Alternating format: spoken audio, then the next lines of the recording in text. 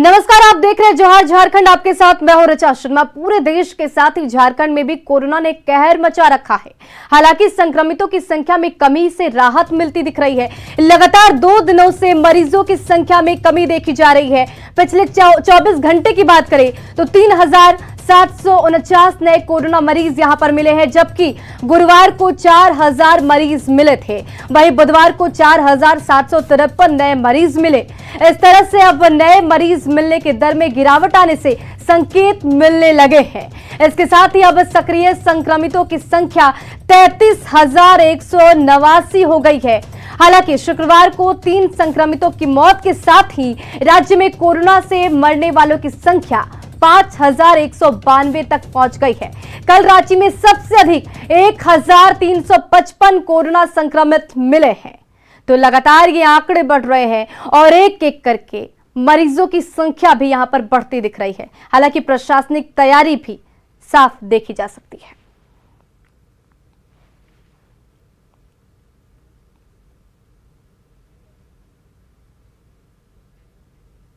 नशा किस तरह एक हंसते खेलते परिवार को बर्बाद कर देता है, इसकी एक वानगी राजधानी रांची में देखने को मिली।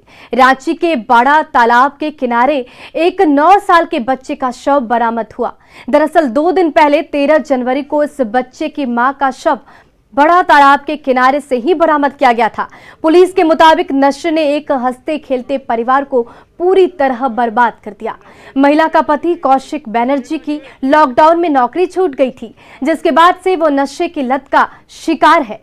इससे तंग आकर महिला ने बड़ा तालाब में अपने बच्चे के साथ कूदकर खुदकुशी कर ली। महिला का शव तो बृहस्पतिवार को सुबह 8:30 बजे के करीबन 13 तारीख को मिल गया था हम लोग को यहाँ बड़ा तालाब में। आज 15 तारीख की सुबह में ही अभी के टाइम में बच्चा जो है ऋषि बनर्जी, जिसका डेट ऑफ बर्थ देख रहे हैं, इसका 10 वर्षीय बच्चा है। ये भी इसका भी माँ के साथ ही लगता है। ऐसा प्रतीत हो रहा है कि दोनों पानी में डूबने से मृत्यु हो रही है। 2 दिन पहले एक महिला की लाश मिली थी, जिसकी पहचान हो गई है और ये उसी के 9 वर्षीय बेटे हैं और अभी छानबीन जारी है। प्रथम दृष्टया लग रहा है तालाब में डूबने से दोनों की मृत्यु हुई है। पति के बहुत शराब पीने की शिकायत है, मामला आ रहा है सामने। और धनबाद में अवैध कोयला का कारोबार निरसा थाना क्षेत्र में जारी है। हर दिन हजारों टन कोयला अवैध रूप से मंडियों में भेजा जाता है और इसे स्थानीय पुलिस के संरक्षण में किए जाने के भी आरोप लग रहे हैं। तो ये बड़ी खबर देखिए, धनबाद में कोयले का अवैध कारोबार जारी है। हालांकि प्रशासनिक कार्रवाई के बावजूद यहाँ पर तस्कर मानने को तैयार नहीं होते हैं और कोयले का अवैध कारोबार यहां पर साफ देखा जा सकता है। पश्चिम बंगाल से आई शीतलपुर की CISF टीम ने अवैध कोयले के कारोबार का खुलासा किया। खास बात यह है कि निरसा थाने से कुछ ही दूरी पर यह कारोबार चल रहा था और पुलिस को इसकी खबर तक नहीं थी। CISF की टीम ने छापेमारी में 1000 बोरा कोयला जब्त किया। वहीं 9 मोटरसाइकिल भी मौके से बरामद की गई। साथ ही एक अवैध कोयला मजदूर भी हिरासत में लिया गया। इस कार्रवाई में पुलिस और कोयला माफिया की गठजोड़ का खुलासा हुआ है।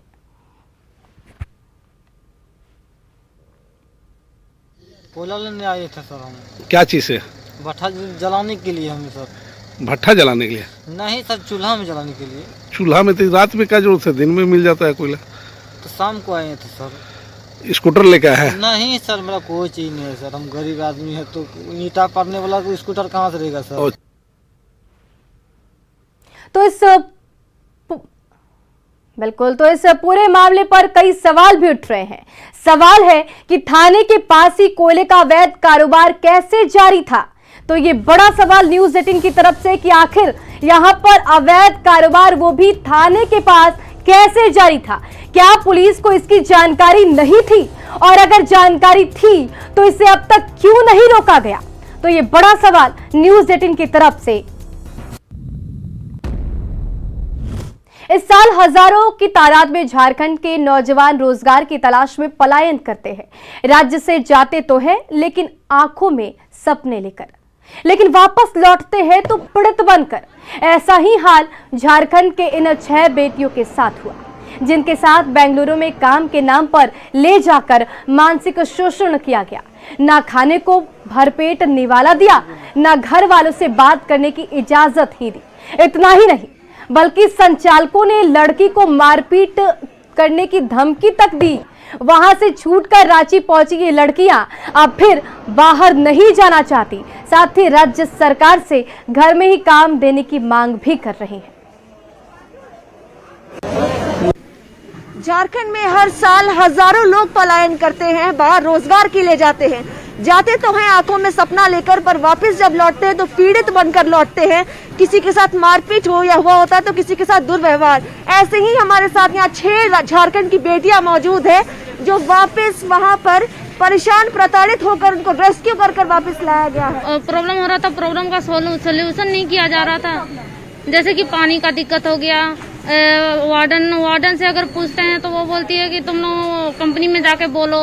तो वार्डन है तो वार्डन को ही ना बोलेंगे, कंपनी में थोड़ी ना दिक्कत हो रहा है जो कंपनी को बोलेंगे। जैसे कि हम लोग बोले कि सब्जी का या फिर कुछ का होने से बोलते हैं तो बोलती है कि हाँ तुम लोग बहुत बोलती है। चाह ही रहे थे कि हम लोग झारखंड की बेटी है, झारखंड में ही काम मिले, पर हम लोग को भी यहाँ पे भी टॉर्चर किया गया ना। नहीं तुम लोग को प्लेसमेंट जाना है बेंगलोर, तो हम लोग वहाँ जाके देखे, यहाँ से तो हम लोग को बोल के भेजा गया तुम लोग को सब सुविधा दी जाएगी, वहाँ पे किसी प्रकार की कष्ट नहीं होगी। जब वहाँ जाके देखे पानी की समस्या है, खाने की समस्या, रहने की समस्या है, बेड नहीं है। झारखंड सरकार से यही बोलना है कि हम लोग को झारखंड में ही काम दीजिए, जैसे वो हम लोग करेंगे, पर हम लोग के साथ टॉर्चर नहीं होना चाहिए, दुष्व्यवहार नहीं होना चाहिए हमारे साथ। अभी तो हम लोग कुछ भी प्लानिंग नहीं किए हैं कि क्या करेंगे, देखेंगे घर जाके, फिर हम लोग मम्मी पापा से भी बोलेंगे, फिर देखेंगे क्या करना होगा। तो ये वो लड़कियां थी जो बाहर गई थी रोजगार के लिए, लेकिन वापस एक से एक कहानी लेकर आई। इनको तकलीफ और प्रताड़ना सहना पड़ा है।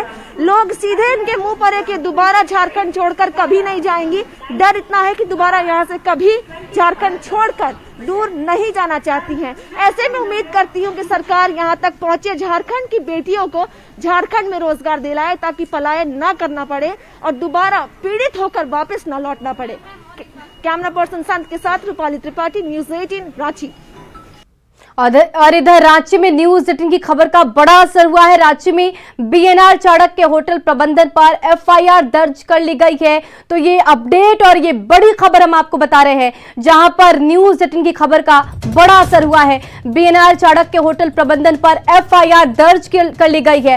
प्रबंधन पर कोविड प्रोटोकॉल का उल्लंघन करने पर आपदा प्रबंधन अधिनियम 2005 के तहत एफआईआर दर्ज की गई है। बैंक्वेट हॉल में प्राइवेट पार्टी हुई थी यहां पर, जिसको न्यूज़ 18 ने बड़ी प्रमुखता से दिखाया था और अब इस पर कार्रवाई की गई है। होटल के बैंक्वेट हॉल में प्राइवेट पार्टी का आयोजन किया गया था, जिस दौरान कोरोना गाइडलाइंस की यहां पर जमकर धज्जियां उड़ी थी, जिसको न्यूज़ 18 ने दिखाया और अब कार्रवाई के तौर पर यह अपडेट आपके सामने है।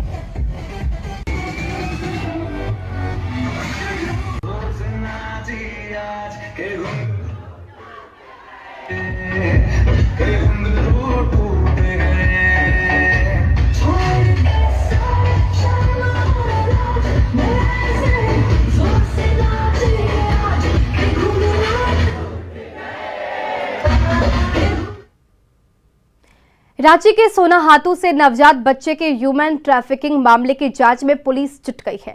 बताया जा रहा है कि मुंबई की रहने वाली निखत परवीन नाम की एक महिला ने सोनाहातू प्रखंड की रतनी देवी से 22,000 में एक नवजात बच्चे को खरीदा था और उसे मुंबई ले जाने का प्रयास कर रही थी, लेकिन रांची एयरपोर्ट पर जांच के दौरान इसका खुलासा हुआ, जिसके बाद महिला को एयरपोर्ट थाने को सौंप दिया गया। जिसके बाद एयरपोर्ट थाने ने महिला को कोतवाली एंट्री ह्यूमन ट्रैफिकिंग थाने को सौंप दिया। वहीं पूछताछ के बाद महिला को न्यायिक हिरासत में भेज दिया गया है। अब पुलिस उसके पते की सत्यता की जांच के साथ ही इस बात का भी पता लगा रही है कि क्या बच्चे को मुंबई में बेचने की तैयारी थी। निखत परवीन नाम है उनका और वो अपने स्टेट ऑफ एविडेंस का आया भी है कि बच्चे को 22,000 रुपये में खरीद करके सोनाहातू से बॉम्बे जा रही थी। तो एयरपोर्ट पे डिटेन किया गया था और लिखित बयान पे प्राथमिकी दर्ज करके उनके खिलाफ कार्रवाई करते हुए जेल भेजा गया। बच्चे को करुणा में रखा गया। इधर चतरा के टंडवा एनटीपीसी के चट्टी बरियातू कोल माइन से शिवपुर रेलवे साइडिंग तक बनाए जा रहे सड़क के खिलाफ ग्रामीणों ने मोर्चा खोल दिया है। ग्रामीणों ने कोल ट्रांसपोर्टिंग को लेकर बनाए जा रहे सड़क निर्माण का विरोध करते हुए सांसद और विधायक के खिलाफ जमकर नारेबाजी की।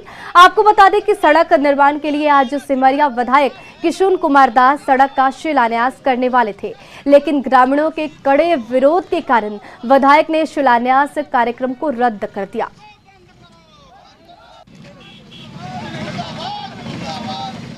माधवापुर तरफ से हो रहा है। ये खुशी की बात है, हम लोग को सर बोले तब उस दिन उतना 1,500-2,000 आदमी के सामने बोले, ग्रामीण के सामने, लेकिन आज फिर गुप्त रूप से क्यों हो रहा है हम लोग की कोई जानकारी नहीं। इस रोड जो सीसई से शिवपुर तक का जो कोल ट्रांसपोर्टेड रोड जिसकी मजबूती करना, चौड़ीकरण करने की बात की जा रही है, अगर उसके पक्ष में सांसद विधायक खड़े रहेंगे तो उसका विरोध हम लोग करेंगे। रांची के डोरंडा थाना क्षेत्र में पुलिस कर्मी से छिनतई और जेवर दुकान में बड़ी चोरी की घटना का पुलिस ने खुलासा कर दिया है। पुलिस ने घटना में शामिल सभी 5 आरोपियों को गिरफ्तार कर लिया। इसी के साथ चोरी हुए 62 लाख के जेवरात के साथ पुलिस कर्मी से लूटी गई बाइक को भी बरामद कर लिया गया। दरअसल डोरंडा इलाके में पुलिसकर्मी से उसकी बाइक 3 अपराधियों ने लूट ली थी और फिर उसी बाइक का इस्तेमाल सोनी ज्वेलर्स में चोरी में किया गया था। मामले के खुलासे के लिए एसआईटी का गठन भी किया गया, जिसने 72 घंटे के भीतर ही वारदात में शामिल अपराधियों को गिरफ्तार कर लिया। एसएसपी ने बताया कि यह गिरोह प्रोफेशनल है और पूरी प्लानिंग के साथ ये घटना को अंजाम देता था।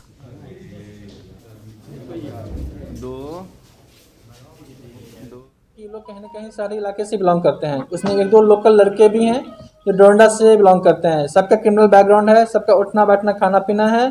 तो उन्होंने पहले प्लान तरीके से दुकान कब खुलता है, कब बंद होता है, कब पुलिस की पेट्रोलिंग गाड़ी कब निकल जाती है, कब फिर नेक्स्ट गाड़ी कब घूम के आती है और समय कितना मिलता है, बीच में जो है कि और लोग कौन कौन आते हैं, दुकानदार कब चला जाता है, पूरे प्लानिंग पूरे स्ट्रेटजी के साथ रेकी के साथ इस घटना को अंजाम दिया था। और ये घटना के बाद इन लोगों का प्लान था यहाँ से कहीं बाहर अन्यत्र भागने का, जिसमें कि शायद ये किसी दूसरे स्टेट में भी जा सकते थे। मीनवाइल पुलिस की तफ्तीश में ये लोग आ गए, इन लोग अरेस्ट कर लिया गया। बोकारो सदर अस्पताल में संविदा पर बहाल general physician doctor Mohammad Naseem की मौत हो गई। इसके बाद परिजनों ने सरकारी सहायता की मांग पर 7 घंटे से अधिक समय तक शव के साथ प्रदर्शन किया। मिली जानकारी के मुताबिक संविदा पर की गई बहाली में सेवा देने वाले की मौत के बाद आश्रित को नियोजन की बाध्यता नहीं है। वहीं मौके पर पहुंचे चास एसटीओ ने पूरे मामले की जानकारी ली और सरकारी प्रावधान के तहत पीड़ित परिवार को मदद का भरोसा दिया।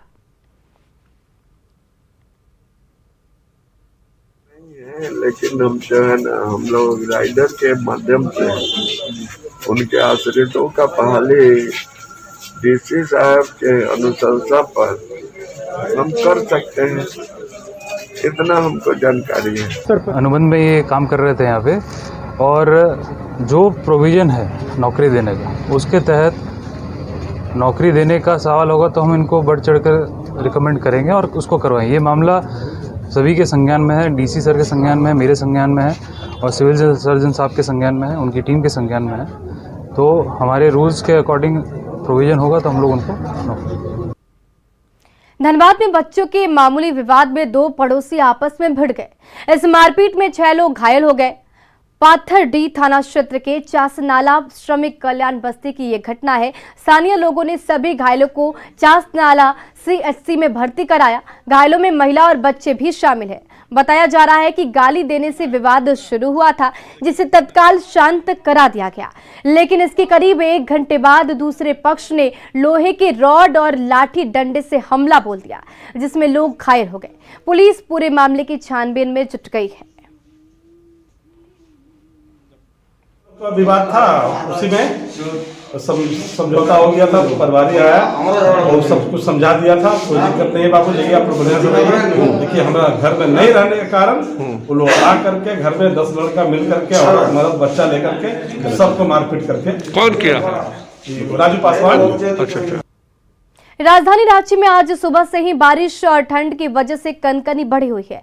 सुबह से ही आसमान में कोहरा छाया है। मौसम विज्ञान केंद्र रांची के मुताबिक राजस्थान से आए पश्चिमी विक्षोभ का असर राज्य भर में नजर आ रहा है। बताया जा रहा है कि 20 जनवरी तक रांची समेत राज्य भर में कोहरे का प्रभाव नजर आएगा। सुबह रांची की सड़कों का जायजा लिया हमारे संवाददाता संजय कुमार सिन्हा ने।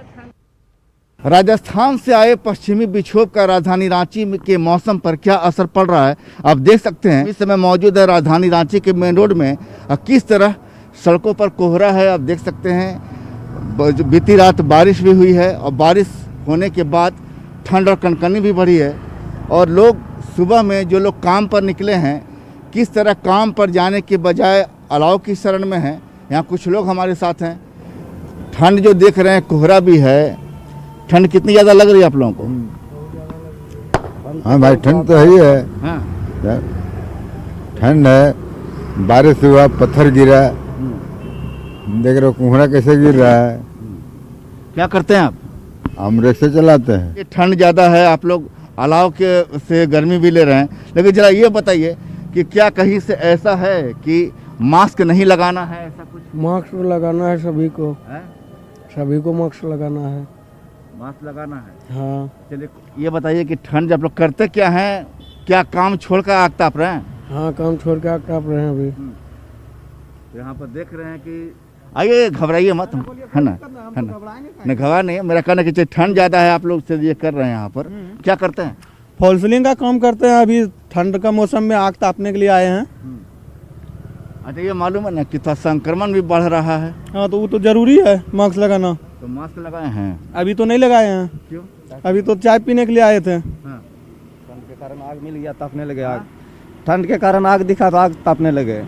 रूम से अभी तो चाय पीने निकले, ठंड बहुत ज़्यादा था। ठंड की वजह से राजधानी रांची का पारा भी गिर रहा है। जो लोग हर दिन सुबह काम करने के लिए घर से बाहर निकलते हैं, वैसे लोग देख रहे हैं कि सुबह में अपने काम पर नहीं जा पाकर अलाव की शरण में हैं। सुबह के 8 बजने जा रहे हैं। आसमान में कोहरा है। कोहरे की वजह से ठंड भी बढ़ी हुई है। जाहिर है जब कोहरा हटेगा, धूप निकलेगी तो ठंड और बढ़ेगी और जिस वजह से लोगों की परेशानी भी बढ़ी हुई है। कैमरामैन अमित के साथ संजय कुमार सिन्हा, न्यूज़ 18 रांची। गोड्डा में हरिहरा और हरीशपुर गांव के पास से 220 केवी फरक्का ललभटिया ट्रांसमिशन लाइन से 25 दिसंबर को अज्ञात चोरों ने जेवरा कंडक्टर तार की चोरी कर ली थी। इस मामले में एसडीपीओ के नेतृत्व में गठित स्पेशल टीम ने कार्रवाई करते हुए पश्चिम बंगाल के मुर्शिदाबाद से 2 चोर को धर दबोचा। वहीं उनकी निशानदेही पर 10 क्विंटल तार के साथ पिकअप वैन, बाइक और 2 मोबाइल फोन भी बरामद किया गया।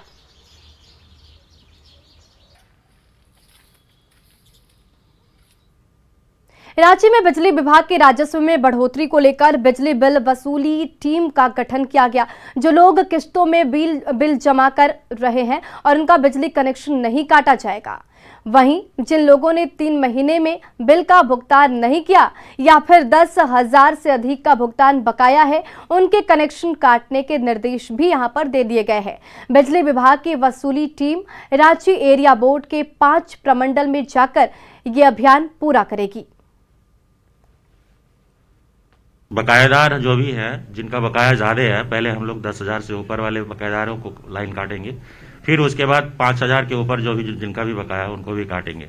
और ऐसे भी कंज्यूमर जो विगत 3 महीने से भुगतान नहीं किए हैं उनको भी हम लोग वसूल के लिए इस लाइन काटेंगे अगर भुगतान नहीं करेंगे तो। सभी उपभोक्ता से आग्रह है कि बिजली के बिल का भुगतान करें समय पर जो है, ताकि हम लोग अच्छा से बिजली दे सके जो है। 70 दिन बहुत ज्यादा नहीं लग रहा है? नहीं, बिल्कुल ज़्यादा नहीं है। हमारे यहाँ हमारा डिवीज़न में डोरंडा डिवीज़न है, डोरंडा डिवीज़न है हमारा, 3 सब डिवीज़न है और तीनों सब डिवीज़न में 3-3 गैंग काम करेगा 9। तो इस तरह से सभी डिवीज़न में जो है काम करेंगे जो है।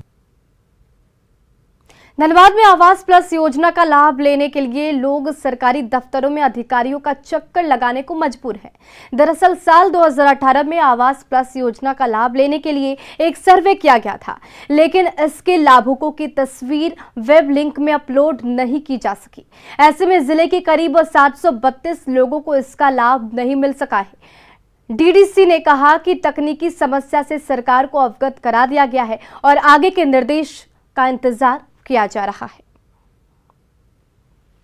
पास दिए कितना मरते, कुछ कागज में हमको फायदा आया, सबके नाम दिए, फोटो दिए, ना सब कुछ लिख के दिए, कहीं कहीं पास हम लोग कैंसिल हो जा रहा है। क्यों कैंसिल हो जाता है? अब क्या पता, जहाँ हम दे रहे हैं वहाँ सब कुछ काम ही नहीं हो रहा, कोई कानून वाला नहीं कर रहा, कि कोई दाब दे रहा, कि फेंक दे रहा है, क्या कर रहा, हम कैसे कहें? हम लोग गरीब आदमी, कुली कमाल में खाए वाला, हम लोग कहाँ से छोटे छोटे बच्चे कहाँ से हम लोग बनाएंगे?